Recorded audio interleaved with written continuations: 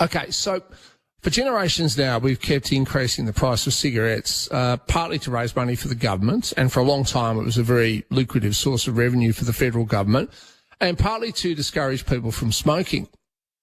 The problem is, over the past 5 to 10 years, the gap between a legitimate cigarette, like a packet now costs $55 or thereabouts, and what criminals can smuggle them in for, it has got so wide that we are now channeling hundreds of millions, if not billions of dollars to criminal gangs. In fact, some estimates suggest that by the end of this decade, there won't be any legitimate cigarettes left in our country. The whole market will be owned by criminals.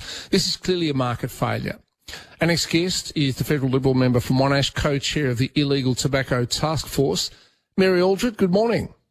Good morning, Tom. So what should we do about this?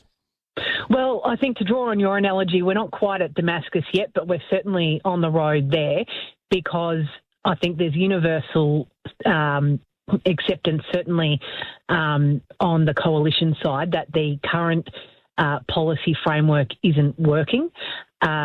The Labor Party have really painted themselves into a corner by saying that only enforcement and more enforcement will fix this problem, when you've got Australian Border Force, economists saying that the rapid escalation of the excise tax is what is driving people to the black market, and the proceeds of that are going towards funding bikie gangs, terrorist groups, and some very dangerous people. And I think we need to have a radical game change here. Righto, so I read somewhere that you're backing a 50% cut in the tobacco excise. Is that right? Look, there's a set of modelling by Oxford Economics, and they've put a figure of 30% that would claw back the excise to about 2018-19 levels. It would also put the proceeds that we're losing in that excise back into the budget to fund roads, schools and hospitals.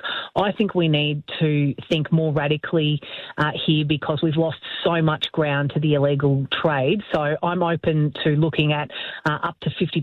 Now, there's a number of steps that need to be progressed for any formal policy response here. But having worked with my colleague, Senator Richard Colbeck, as co-chair of the Illegal Tobacco Task Force, which the federal opposition leader Angus Taylor's set up to tackle this issue, it is very clear from the evidence that the government have their head in the sand. The proceeds are going to organised crime. We're not driving down smoking rates. For the first time in 30 years, Western Australia has seen an uptick in smoking rates. If you look at the criminal intelligence wastewater reports, there's more nicotine now in the water than there was 8 years ago. And every day, people's safety is being put at risk by ram raids, fire bombings, and all of the other associated crime. But let's say we cut excise by about 50%. Back of the envelope says to me that would probably drop the price of a legitimate packet of cigarettes from mid-50s down to about $30 a pack. Now, you can buy illegal cigarettes for between 10 and 15. So do you think cutting the price of the correct ones or the authorised ones down to 30 versus the illegal ones at 10 to 15, do you reckon that would make much of a difference? It wouldn't match what you can buy a pack of cigarettes for on the illegal market, but it would dramatically drop the gap, because people who do smoke, that either want to quit smoking or certainly don't want to be giving, if they're buying their illegal cigarettes online, they know they're giving their credit card details and their home address to effectively organised crime. They don't want to be doing that. So it would dramatically drop the gap. It would bring some of those people back at least to a legal framework. I think the worldwide average for the illegal trade is around 40%. In Australia, we're sitting at somewhere around 60%. So it would bring that back into a legal framework and bring those proceeds back into the budget to fund areas that we desperately need at the moment as well. But importantly, the situation right now is not dropping smoking rates. It's not protecting community safety, and we're losing billions. So I've interviewed the Federal Health Minister, Mark Butler, about 3 times on this issue, and I agree with you. He has his head in the sand. He keeps saying, my job is to stop people smoking and improve people's health. Enforcement about, illegal cigarettes coming over our borders, that's someone else's job. Is there any indication he might get his head out of the sand and change his mind on this issue?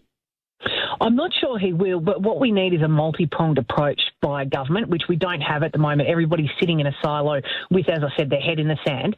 Border Force have said this issue won't be fixed by enforcement alone. We've got a Senate inquiry at the moment, which the Coalition instigated. There's over 400 submissions. The Royal College of General Practitioners have expressed really serious concern about what's in illegal cigarettes. I mean, legal cigarettes are not good for you either, but there's a whole lot of other things that are in illegal cigarettes which are causing great concern. This is a health issue, it's an economic issue, and it's a community safety issue. And so that's why we actually need the government to get its head out of the sand, work as a team, and tackle this issue. Righto, thank you.